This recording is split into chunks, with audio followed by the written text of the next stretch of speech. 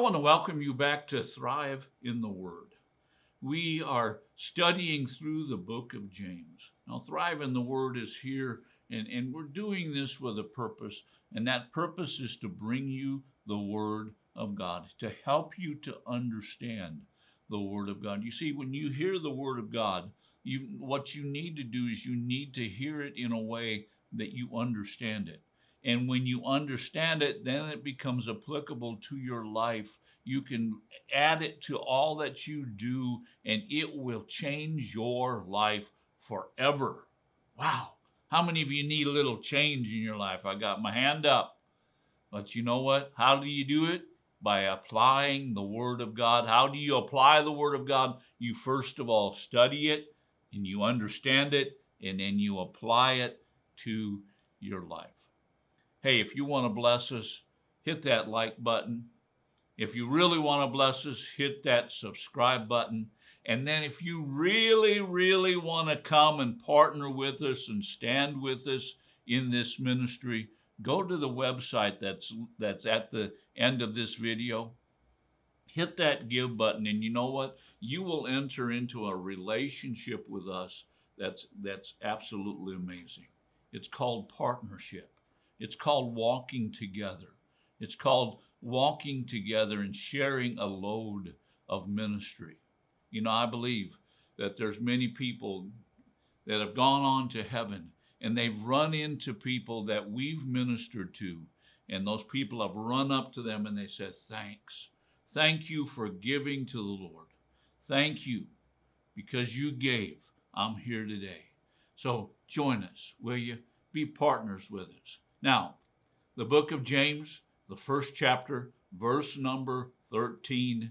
Now, remember, James is writing to the Jewish people. And one of the things that's always characteristic about legalistic people is they are extremely judgmental. And the Jewish people were very judgmental. I mean, they wanted to judge everything, and they were against everything. You know, I listen to some of these preachers, and the only thing I understand what they're saying is what they're against. Oh, we're against prosperity. We're against this. We're against that. We're against this, and we're against this. And they never tell you what they're for. And you see, what you're for really shows who you are. And so James is writing, and he's writing to very judgmental people. Even these believers now have turned and they've become judgmental and saying things like, you need to be circumcised if you're a believer. You need to do this. You need to keep the law. You need to do this. And they've begun to judge their fellow believers. And this is what James says in verse number 13. He says, for judgment will be merciless to the one who has shown no mercy. Mercy triumphs over judgment. Judgment. How many of you realize judgment's coming? How many of you realize that every day we sit in judgment? People are looking at us, and they're saying things about us, and they're seeing things in our lives. And that's the judgment of someone else. It's not eternal judgment, but it's the judgment of someone else looking at your life. And notice what he says. He says, for judgment will be merciless. Who's it merciless to? To the one who has shown no mercy. You remember Jesus told a story, a parable. And it was a man who owed the king some money. And the king forgave this man of all of his large amount of money that he owed. But then this man turns around and he goes to a man that owes him just a little bit. And he doesn't show him mercy.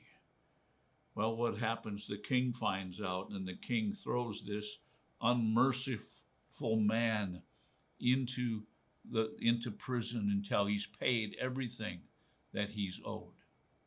You see, we as believers need to make sure that we are merciful.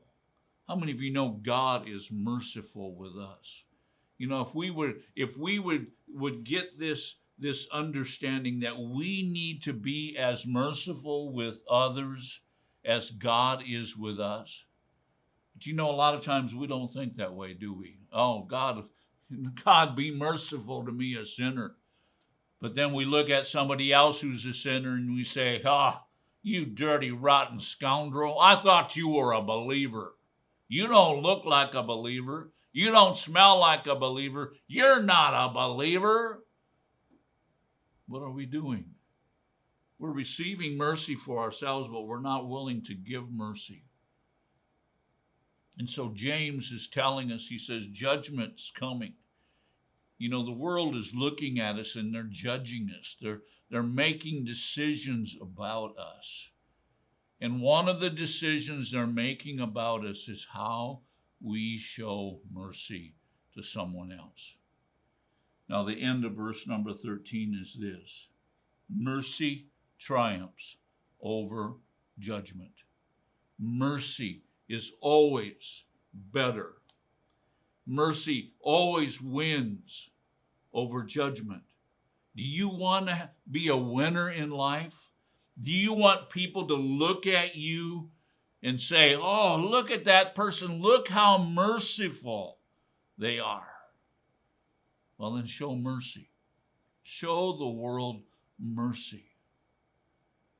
Do you understand what James is getting at? James is not saying that we give excuse for sin. How many of you know mercy really is not an excuse for sin? Mercy is saying, I see your sin and I'm going to love you anyway. I see what you're doing and I'm going to love you anyway. I see the state that you're in, but I am going to be pitiful to you.